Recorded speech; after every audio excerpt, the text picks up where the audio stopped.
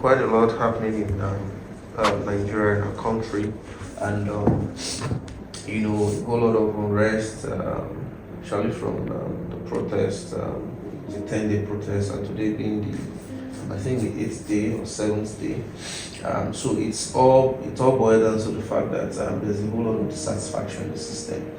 And when you look at the populace or the population of those who are even coming out to protest, you find out that a higher percentage are young people, meaning we have to start engaging you to find out why they are dissatisfied about the whole system. So, from your own experience, whatever experience, we would also like to glean some knowledge on what you think are the issues and how they can be, sorted out. So, what would we know from you, sir? Well, I think, I always want to start these sort of conversations by saying protest is a fundamental right, and we are all entitled to it. And I quickly also say that just like protest is a right, so is the right of every other citizen to move, to associate, yes, and whatnot. So whenever protest happens, it means it's almost like people have reached an end, so to say. They don't believe dialogue has worked or engagement has worked. It doesn't mean they have tried, but they don't believe it will work. And so people resort to protest, believing that is the best way to amplify their voice. My fear always about protest generally though is that it's always a mixed multitude.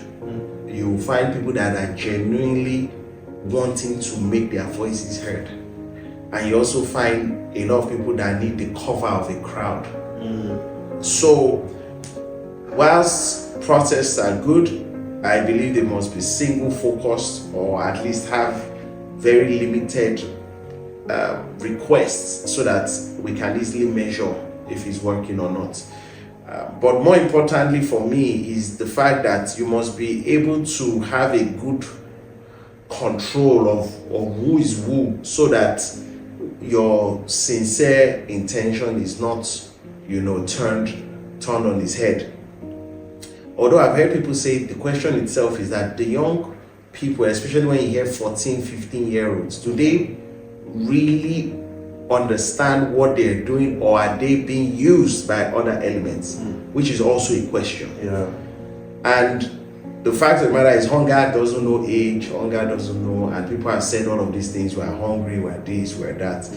But I think that a lot of communication, a lot of knowledge sharing has to happen, a lot of mentoring. The people that are protesting now, I'm not sure if you were around in the days of the military era. A lot of the younger audience, obviously there are people that were around in the Abacha and all of those things. Because I heard in the north they were saying let military come back and certain things. And again, that tells me, are we sure we all on the same page with this thing? So yes, there is a bit of maybe not a bit, there is disillusionment, young people are not happy, but I feel that we must educate people more.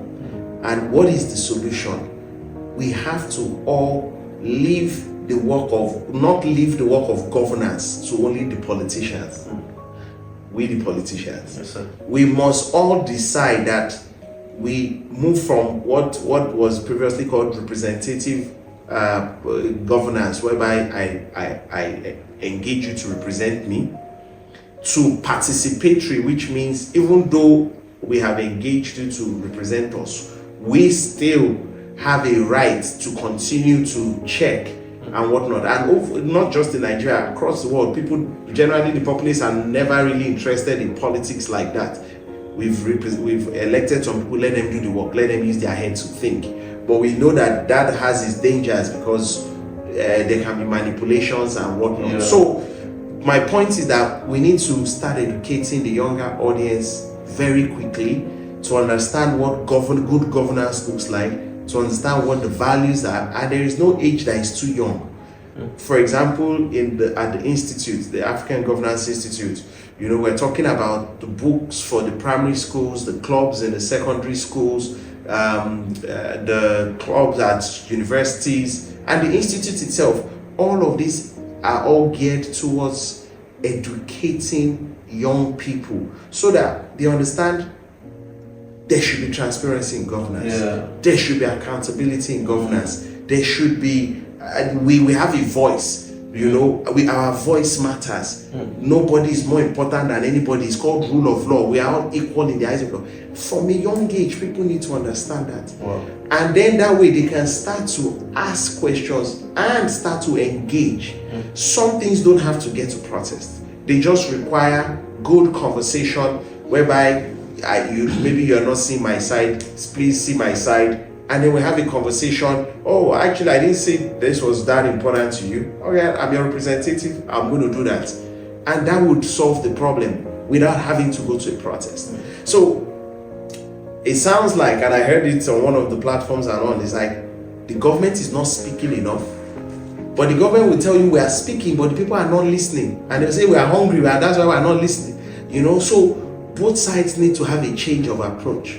The government needs to be a little bit more with the people, really having opportunities to engage town halls, just even if we don't have all the answers. Empathy shows they mean well.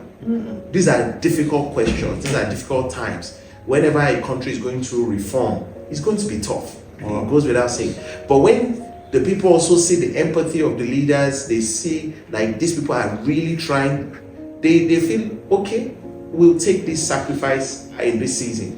But the other side as well is that whilst we say that for leaders, the populace too must be ready to do a little bit more than just vote. They must be willing to engage. They must be willing to also play their part, ask questions. And people say, oh, those things may not work.